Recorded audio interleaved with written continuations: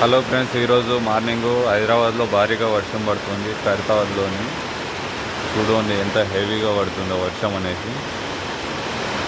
అక్కడ చూసుకున్నట్లయితే ఇద్దరు లేడీస్ వెళ్తున్నారు, కానీ వాళ్ళకి నడవనికి కూడా వస్తలేదు, అంతగా భారీగా వర్షం వస్తుంది.